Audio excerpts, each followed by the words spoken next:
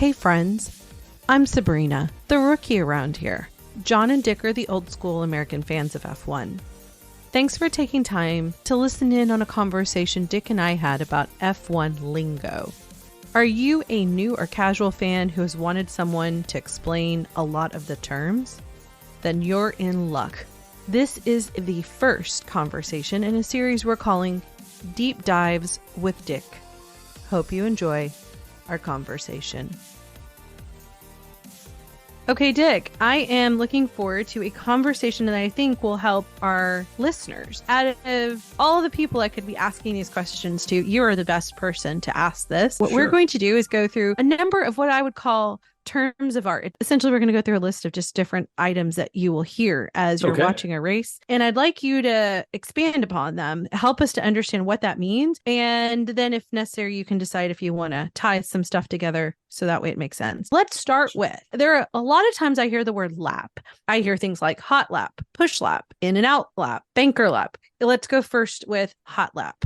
Yeah, so hot lap is usually something that would be described as what a driver is doing during a practice session, where he's going to go out and really try to come super close to the edge of the limits of the car and put together a really, quote unquote, hot lap. In other words, go as fast as he possibly can, probably taking quite a bit of risks.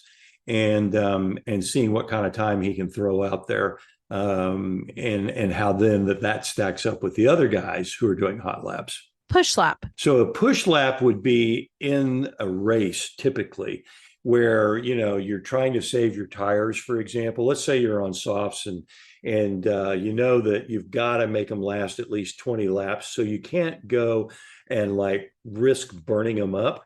But then all of a sudden, one of your competitors changes strategies, and now all of a sudden you've got to go faster and use up more of your, tire's life, that's in the tire. You've got to use it up more. And so you go and you do a push lap, and you may do one push lap, you may do 4 or 5 push laps, but those are going to be laps that are going to be maybe not quite qualifying laps, but they're going to be a lot harder than the laps that you were going around where you were just kind of trying to save your tires, or in some cases, save fuel. You don't see that as much anymore in Formula One, although you used to. In and also out lap. Okay, so an in lap is the lap that you do prior to pitting. And the out lap is the lap that you do right when you come out. And here's what's super, super important is that you really need to push on your in lap and your out lap, because let's say, you've got 2 guys, let's say it's Charles and Sergio, right? We're going to use Charles because I know he's your fave. And so Charles goes into the pits first, and he knows that he has got to lay down an in lap that's going probably about as fast as he can go, given the weight of the car, depending on how much fuel's in the car and the life that's left in the tires.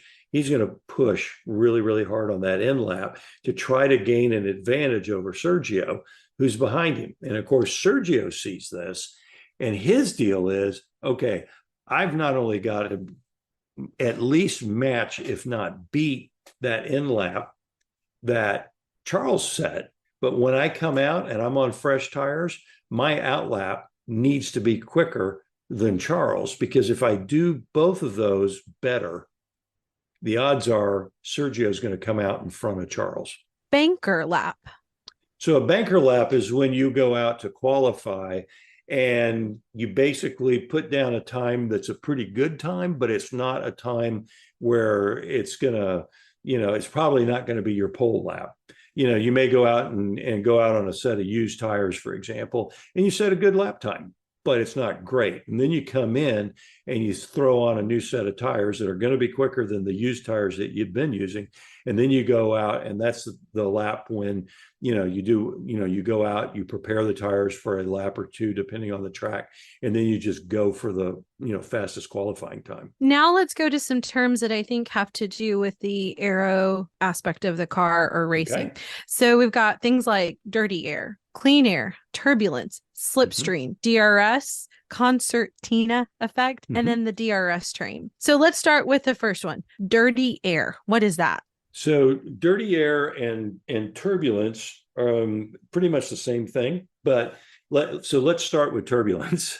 You look at a Formula One car, it's got wings in the front, wings in the back, and it's got exposed wheels and tires, right? And so as it goes through the air, those wheels, as they're spinning, create turbulence. The air coming off of the front wings and the rear wings are creating turbulence. The air that smacks onto the mirrors, something that small, it actually creates turbulence. And what happens is that the air is going kind of in a straight line, and then it hits the wing, the tires, whatever, and it starts tumbling, basically. And so that turbulence, there's all sorts of things that, it creates drag, it does all this, but it also basically makes the air, let's call it bumpy or dirty, behind the car. And so the faster you go, the more turbulence you make. And so what will happen is if you're running very closely, you're now in what's called dirty air. In other words, there's plenty of turbulence, and that dirty air is going and messing with your aerodynamics, because what you want coming over the wings is really nice, smooth air that's all flowing in a straight line, not air that is tumbling. And of course, air is invisible, you can't see it, but if you could have it like smoke or something like that, you'd see the air tumbling.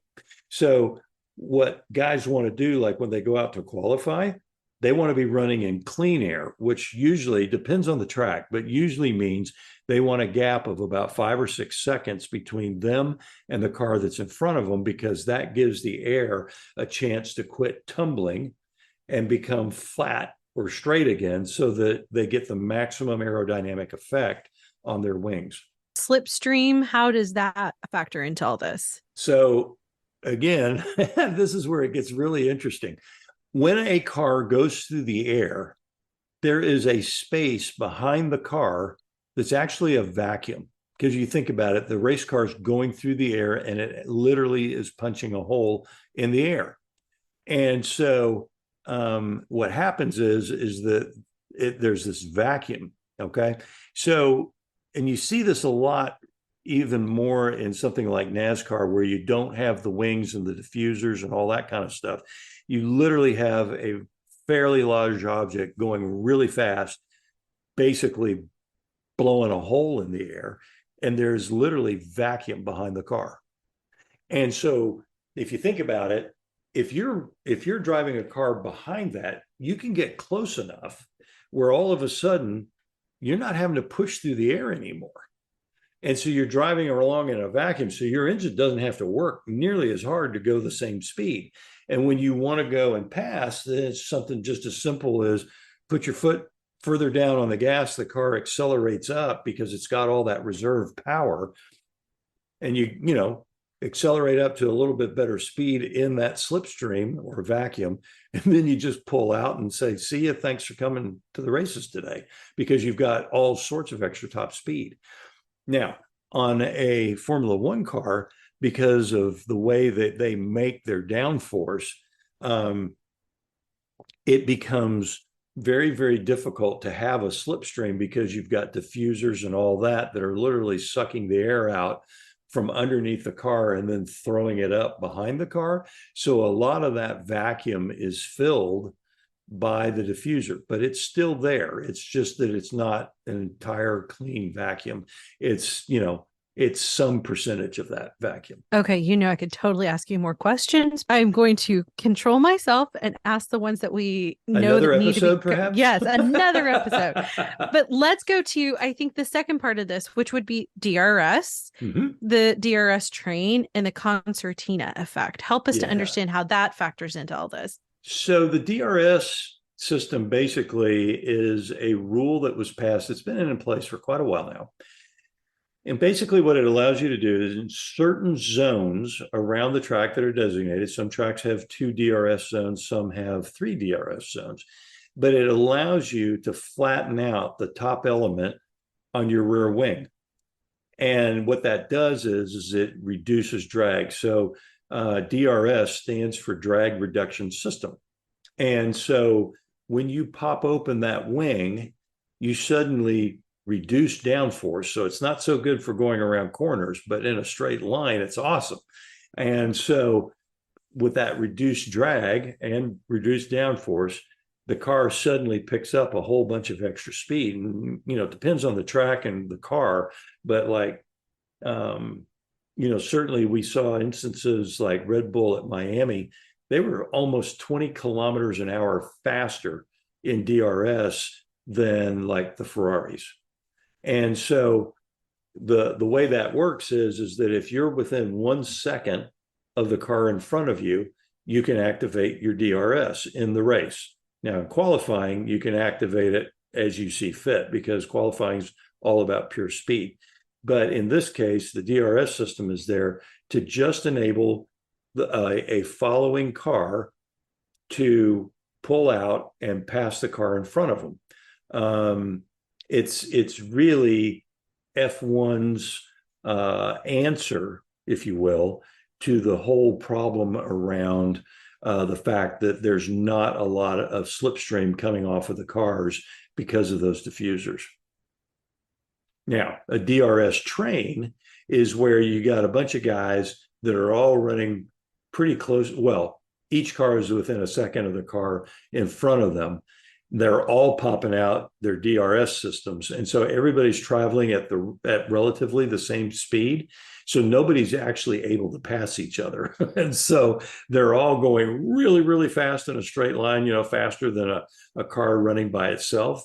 But because they're all running at approximately the same speed, because they all have DRS enabled, nobody can pass.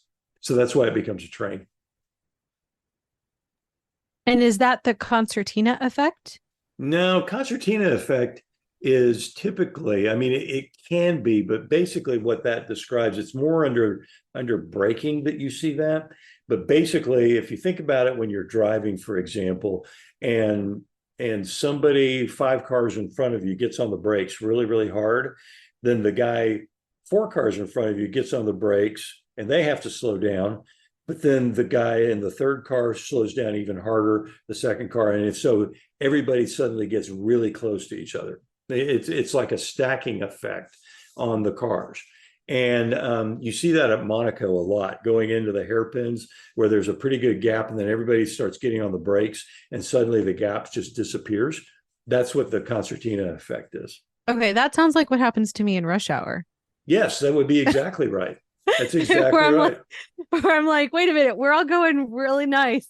Why did we all slam on our brakes? And then I'm waiting. You get up to the spot where everyone had stopped and you're like, there was no accident. What just happened? So it sounds like right. Yeah. Okay. Interesting. Yeah. Did and not as know a racing that. driver, yeah. And as a racing driver, it's like, if you go down a long straightaway and then there's a very slow corner at the very end, and let's say you're having a battle with a guy, right?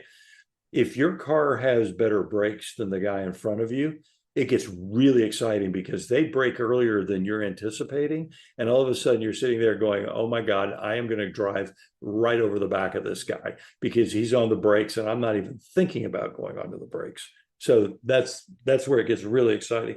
And you can have a lot of accidents that way. That's really good. Okay, so let's go to the next section. I would say I have 3 different terms that I want to cover that really deal with the track itself. Okay. And one is camber. We've heard that term in play when actually it comes to something like Zandvoort race. Sausage curb, I think we hear that all the time. Yep. Throughout the racing season. And then I would ask us to discuss track limits. And I think it was it Austria?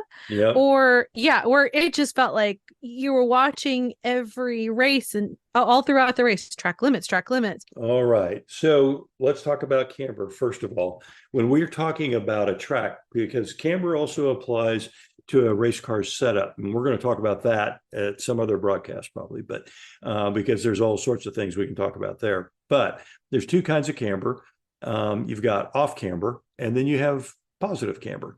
And the way to think about it is a positive camber corner would be something like what you would see at Zandvoort. They've got a couple of corners where they're actually steeply banked so that at the outside of the corner is quite a bit higher than the inside of the corner. And so that creates a banking, which allows you to go around the corner much faster than normal. Now, normally, when you're talking about racetracks for Formula One, the corners aren't cambered that much. They will be, 2 or 3 degrees, something like that. Whereas the corners, I think it was turn 3 at Zandvoort, it looked like it was, 15, 16 degrees, something like that. The last turn at Zandvoort, same way, big banking. In comparison, you see a lot of banking on the various oval tracks here in the United States. And so something like in Indianapolis, those corners are banked at 9 degrees. But then you go to a Daytona, and I think the max banking there is like 36 degrees, which, number one, it's tough to walk up that steep of a slope in the first place.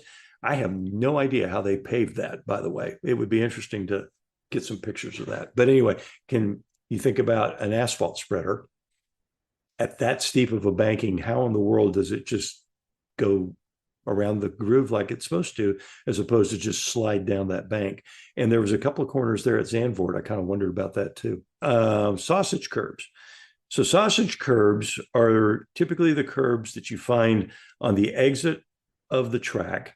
And to kind of enforce track limits, which we'll talk about in a second, those curbs actually are kind of shaped as lumps, and somebody named them a sausage because they kind of look like a sausage laying on its side, and they really get your attention. And if you go too far, in many cases, it'll rip the bottom of the car out for you. So there's been instances, particularly at Monza, where there have been some horrific accidents in some of the smaller Formula cars who got in over the sausage curbs and then were launched into the air and then flew into the catch fencing. I mean, it's pretty nasty stuff. And so I'll be interested to see. I mean, there's a lot of tracks that have cut the sausage curbs down so that they're not as severe. I personally would do away with them, but I'm not a track designer. But anyway, that's a sausage curb. And that leads us then to track limits. And there's some tracks where you can gain a serious advantage by typically drifting wider out of the corner than the prepared surface of the racetrack would indicate. But because for safety reasons, the outside of the track has been paved, there's a lot of drivers who will release the car and just let it drift over the curbs and go into this, really the runoff area, but it's paved because it improves their exit speed by, X number of miles an hour. And so to prevent people from doing that, they say, oh, here's a white line. You're not to drop your wheel over this white line or you'll be judged to have gone over track limits. And when that happens, and you go over that line, then you incur a penalty.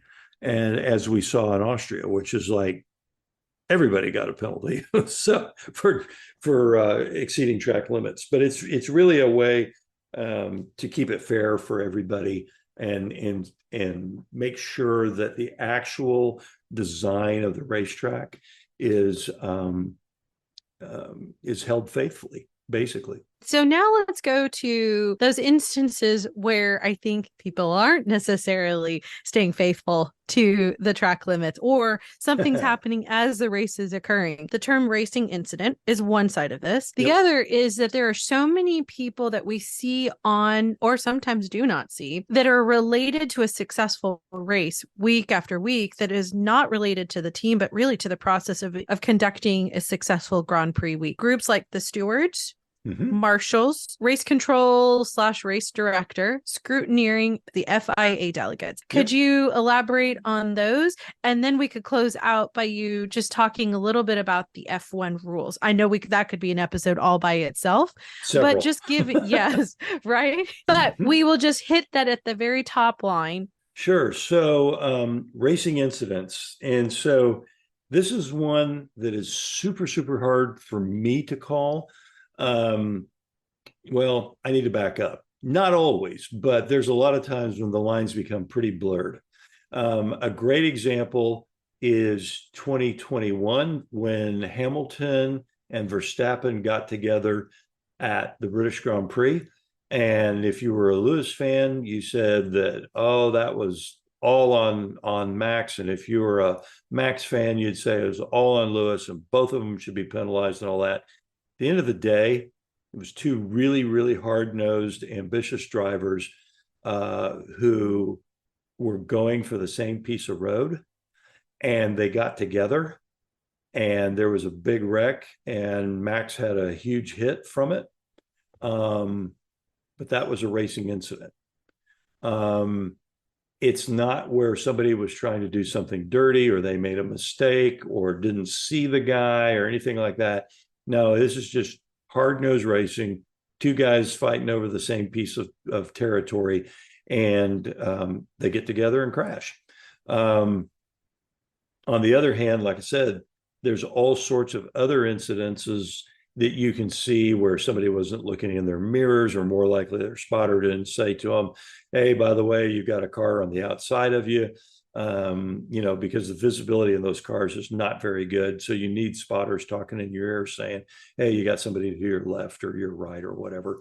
And so in those instances, then that then brings us to people like the stewards who have to make the decision. Was this a racing incident or was somebody at fault for the crash? And so the stewards occupy a number of different roles. Some of them are in race control, and those guys are sitting there watching the race, lots and lots of TVs, looking at different angles. And so when two cars get together, they get to make the decision, was somebody at fault? And if they were, then according to the rules, do they get penalized 5 seconds or do they get penalized 10 seconds? Or what is it that, what is the penalty that goes for that particular infraction? So that's primarily what the stewards do. The stewards could also be found on the grid. There'll be a grid steward. And they'll be the ones making sure that all the various protocols are being followed, and how much can the cars be touched by the teams before a race, those kinds of things. On the other hand, then you have marshals, and marshals are the guys that are typically out at the corner worker stations and all the various corners. They're the flagmen, for a particular corner. If a local yellow has to be thrown, that's the guy that's doing that. That would be a marshal. They're also the ones that would go, and if a car became disabled or there was a crash, they're the ones that would get the car out of the way, pick up all the debris, all that kind of stuff. So that's what marshals do. And then you have a race director, and the race director in Formula One is the same race director at every race. The race director travels with the series, and he's the one that decides, go, no go, as far as the start of the race. Do we red flag it? Do we, do we make the decision to go with a virtual safety car? Do we go with a regular safety car? What is it that we're going to do? And so he's kind of, the race director is the ultimate guy who's in charge, even though the stewards and the marshals certainly can be making decisions, but they're all talking into his ear as the race goes on. And then you have the FIA delegates, and the FIA delegates are just the people from the international sanctioning body, the FIA. They are there representing the FIA in case there is some, major controversy that, a team protests a result after a race or something like that. Usually the race director will be in consultation with the FIA delegates, but he may be bringing in stewards and marshals who may have seen whatever this infraction was, so that they can then make a decision. I want to make one clarifying question because you highlighted that the race director stays throughout the entire series. Do stewards also move along with the races? Some of them do, yeah. Because I think why I find that's a valuable piece of information, question about consistency of the application of the rules and the discretionary aspect of it, right? If you have the same steward being a part of the process throughout the year, then there's a higher level of expectation that they're going to apply the rules the same every time. Right. The same issue arises versus, a different group, which leads me to the last question in this section, which is the F1 rules. What are they? Yeah, so it's interesting. The F1 rules, of course, have evolved over time. If you think about the World Championship that started in 1950, the rules were basically pretty simple. I think back in those days, if you had a non-turbocharged, normally aspirated engine, you were allowed 2.5 liter of displacement. But if you had a turbocharged engine, it was 1.6 liters. Sounds real familiar to today, right? But not many rules after that. Now there was rules of conduct and racing rules and all those other kinds of things. But the actual, formula, as we call it, for the cars was basically, here's the size of the engine. You got to have 4 wheels, and they've got to be exposed in the air, and the cockpit needs to be open. And I think the rule book got pretty short after that. But over time, of course, cars evolved. They got faster. Engine displacement rules and what you could do to them and all that kind of stuff changed over time, to the point now where the turbo hybrid engines that we've got are a direct result of the FIA going to the manufacturers who seem to be interested in Formula One, and they say, well, what would you like to see that would be relevant to the cars that you're trying to build to sell to the general public? And the consensus that they came up with was, well, we want turbocharged engines that are hybrids. And so then they adopted a group of rules that all the manufacturers agreed to. And then they were given several years to develop these engines and cars, and then put them on the track and go and race.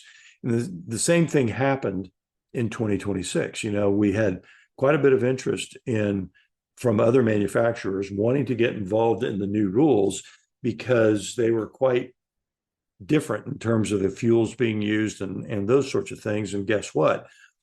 Not only were the current automobile manufacturers questioned about, hey, what would you like to see the new rule package look like?